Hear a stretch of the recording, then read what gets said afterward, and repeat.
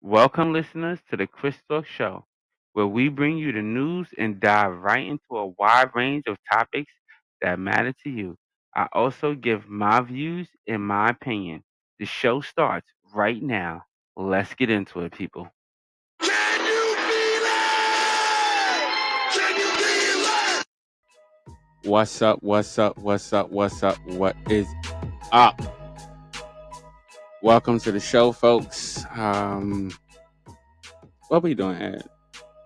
What we doing? All right. Yeah, okay.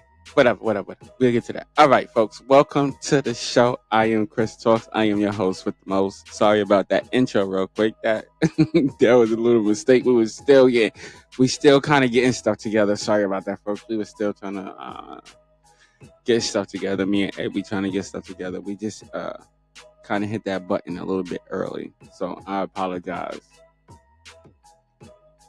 for that one.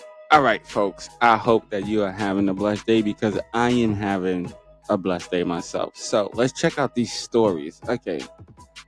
Um, this first story is going to bring us to New York City, right? And it's going to bring us to New York City, where a woman pleads guilty in a music studio slaying. Now, I had heard a little bit of this story. The story that we're about to play, I had heard a little bit about this story, but I will say this: they did not give this story enough play, and it deserved more play than it got. But that's what we do here at our show. So, I am going to drop the report in full, like it's on the internet on YouTube. Am I correct, Ed? Was it YouTube or Facebook? I want to make sure I say the right thing. Facebook, right? No, it was YouTube, right? Yeah, on YouTube. This story was cut up a little bit, so we dug into it and we got the full story for you. So here's the full story right now. Sorry if my voice sounds a little groggy, y'all. Sorry if it sounds a little groggy. Ed, I told you, I don't know. So let's play this story. We're gonna let Sarah, our AI, take this over. This was a story. This story brings us to New York. Ed, hit it. Hit it. In the days following an attempted burglary at a Staten Island music studio that ended in a local man's death and a community in mourning, a woman charged in the case had skipped town and was active on social media. A series of statements, photos, and disputes culminated in a final farewell. IDK when our last goodbye may be. Sagang, family, I love y'all. Ming Lu, 31, pleaded guilty Monday in State Supreme Court. Street, George, to first-degree manslaughter in connection with the Jan. 10. 2021 shooting at DeMonlo Studios on Van Duzer Street in Stapleton. In exchange for the plea, she'll be sentenced to 16 years behind bars followed by 5 years post-release supervision. She was facing a top charge of second-degree murder. Lou is accused of acting in concert with Darren, Frenchie, Boyd, 32, and Charles Brooks, 31. The trio was trying to collect money owed to Lou by an unnamed person affiliated with the studio.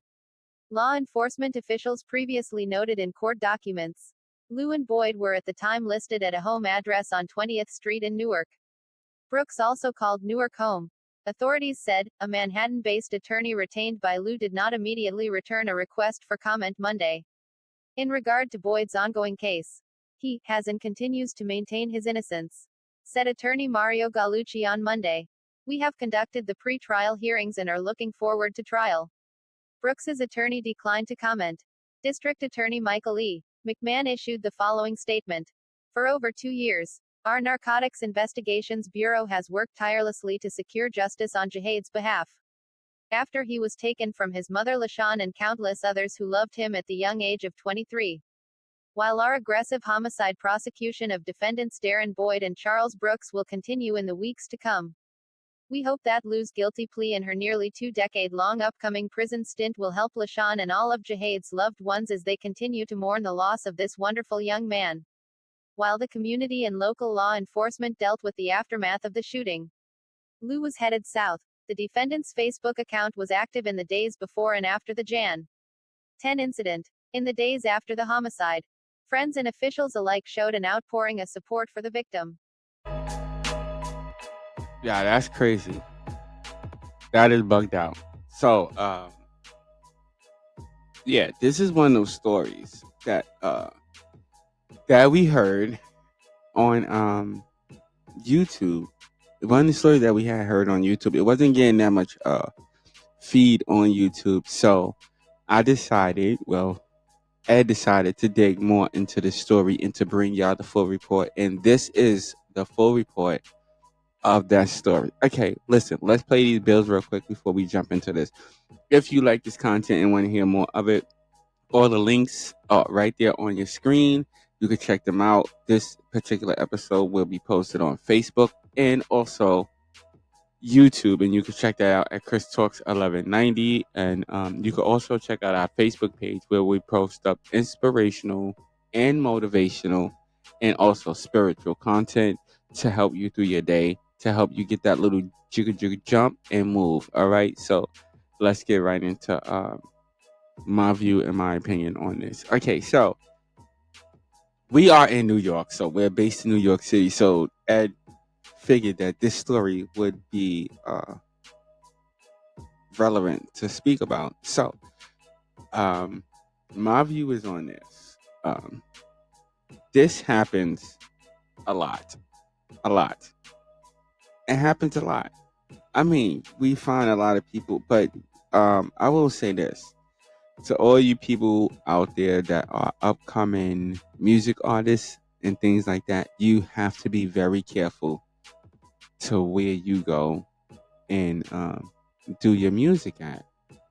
To me, personally, I would say this: invest in the money, invest your own money, find a space, and record yourself.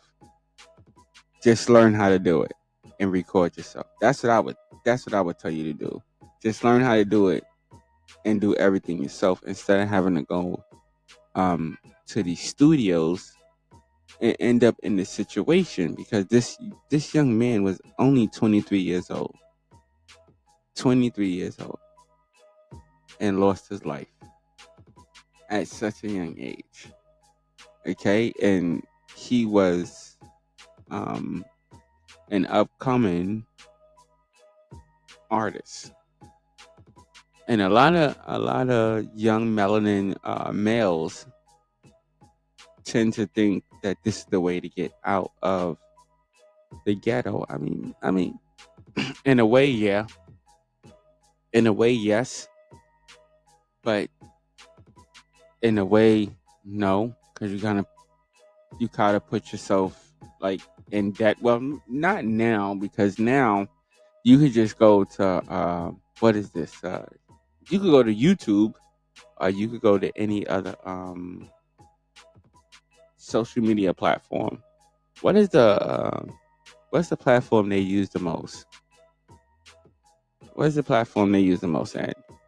Because you know about iTunes. Okay, yeah. So iTunes is one of the platforms that they use the most to download or upload their music. So I mean, it's a lot of different social media platforms that different artists could use to put out their music instead of having to go and do the studio thing these days.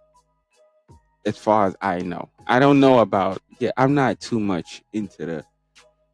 Yeah, I'm not too much into the hip hop and into all that stuff like that. So I don't really know about the studios and studio times. But this young man, he for some reason he met this fate, and then the people that was in there with him are just trying to produce this song also lost their lives. So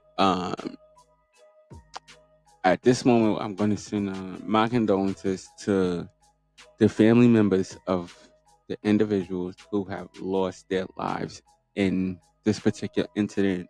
All of us here at the Chris Talk Show, we want to send our condolences to those, and we want to say to this person that committed that crime. I mean, come on, he's going to sit in jail for a very long time. And then let's boo that the female who participated in this. We got to give you the. Can we boo her? Yeah, we got to give her the boo because I mean, also, um, is it up? Can we pull up the dummy bell for her? Because she probably needs the dummy. Nah, all right. We're not going to dummy buzz her on this episode, but she definitely needs that dummy buzzer, Ed. She definitely needs that dummy buzzer because it's like, I mean, it's yeah. Can you do that again? Yeah, because she's bugging. She set this guy up to get what was supposed to be a robbery and ended up being something else. You have to be careful the company that you keep. You have to be careful of the company that you keep, especially females. You have to be careful of some of these females. Here we go. Ed, can you do it again? Ed. Yes, give her one more dummy buzzer. Yes. Because it's sickening. It is very sickening that something like this happened to this young man. All right, Ed. That's my view. And that's my no, let me finish. No, because I really hope that this person that committed these murders, he didn't get caught yet, did he? No. So the person that committed these murders, I do hope that they get caught and that they really pay for this because no, they did get caught, right? Didn't they get caught? Can you put it up on the big screen? Okay, so they got caught. All right, so they will be probably doing life, and they'll probably be doing life. They didn't state what they will. They didn't state the time that they were getting, but they're probably doing life, and she's doing the time that she's doing for the conspiracy, for helping them do this. And she's what was the headline on this? It said, "Pray for me." My dear, there ain't no prayer for you. There ain't no prayer for you. You're going down. So pray for you for what?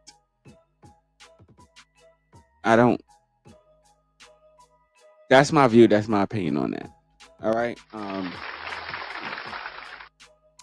All right. Let's get into the second story. The second story that we have here is where this one bring us to? Also, New York. New York. We got to get out of New York, Ed. The world is bigger than New York. But let's do this. Okay. The next story, the headline is the very definition of insanity. Man free without bail after assaulting a cop. What? What the? For real? Does he have melanin? And where did this take place? All right, let's play this story real quick. Let's play this. Because I want to know where this happened at. Let's play this. All right, let's get into it, folks. Hit it, Ed. The video shows a man allegedly punching a police officer in the face on Wednesday. Officials said, officers stated they were providing medical aid to Johnny McRae when he suddenly punched an officer in the face, breaking his nose. McRae was charged with assault. Police said, man arrested after escaping custody using makeshift rope at NYC Hospital, NYPD. Prosecutors requested bail be set, but the judge released McRae on his own recognizance. That man was back in court on Tuesday and officials are expressing outrage that he was released without bail in the first place. Yonkers Mayor, Mike Spano, described the move as the very definition of insanity. Yeah. That does sound like insanity. How you just released him? He just assaulted an officer.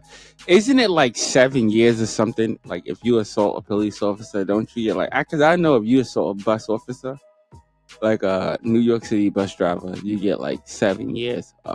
Is it 7 or 5? It got to be one of them two. It's between 5 or 7. I know at one point it was like 5. It's probably 7 now.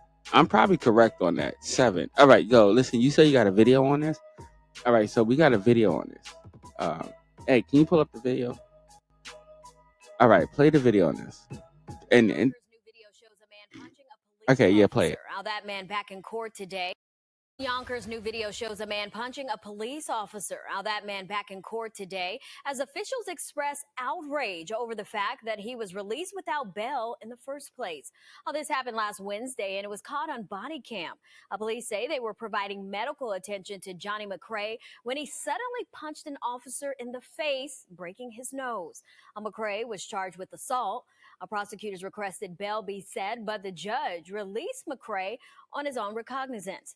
The city's mayor describing the move as the, quote, very definition of insanity. Yes. Hey, turn that down. Thank you. Yeah, this is the definition of insanity. Definitely. Okay, so in this video, check it out. This guy literally punches this officer right, bow, like he just, like, right in the face, man. Right in the face. It's crazy, right in the face, Ed. Like, right in the face. And then they released him on insanity. Okay, this is my question. All right. They released him on insanity, okay? Because apparently they were responding to some insanity. So they released him on insanity. My question is this now. Is he going to return back to court? Is he? I don't know. And if it was something that was insanity, shouldn't he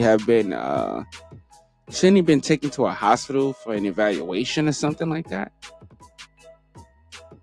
To say that it was that? Because, I mean, listen, ladies and gentlemen, I don't think the court system are the police themselves in any district, and I'm talking about across the U.S., knows how to deal with people that have some type of mental disability. If that's what you want to call it. That's all I could call it, Ed. It's a mental disability. But I don't think any police department knows how to deal with that. I don't think that there's really any type of training for that. I don't know. And I'm not trying to validate police brutality in any type of shape, form, or fashion. I just don't really think that you can really train a cop for that. And the reason I say that is because of history. Of the history of every police department. Every time they interact with somebody who has some type of mental disability, they often treat them like they don't have that disability. And sometimes it's not even a mental disability. Sometimes it could be a physical disability, because there have been many situations where cops have approached or assaulted somebody who had a physical disability, even after telling or informing the officer that they have this physical disability. You know what I'm saying? So that has happened a lot within the last 10 years. It has happened a lot. And no matter what type of training or anything that they try to give any cops from any department, it still always ends up in a tragic situation. I mean, majority of the time. I'm not saying all of the situations end like that. It's just a majority of the time the situations end that way. It always ends tragic, and that's because most police departments are not trained for it, and no matter what type of training that they receive for it, they don't imply it when they're on a job. They imply the training, which is the basic and main training that they are given, which is to take everybody as a damn threat. Everybody's a threat until they're not a threat. Because anybody could pull out a weapon on you. So that's how every police department is basically trained. They're not trained to treat the mentally ill or anything like that, because that's why we have therapists in hospitals. I'm just keeping it real. You know what I mean? I don't know why you did that, Ed, but I'm just keeping it real. That's how I see it. All right, folks, that's my view. That's my opinion on that story. I want to thank everybody for listening. I want to thank you for tuning in. Hopefully this boy returns for his court date. You know what I mean? Like, hopefully he returns for his court date. Yeah, I mean, so yeah, that's about it. All right, I want to thank all of my listeners for tuning in. You could be anywhere else in the world, but you are here with me, and I so appreciate that. Also, stay blessed and not stressed. Until next episode, ladies and gentlemen, peace. All right, let's go get something to eat now.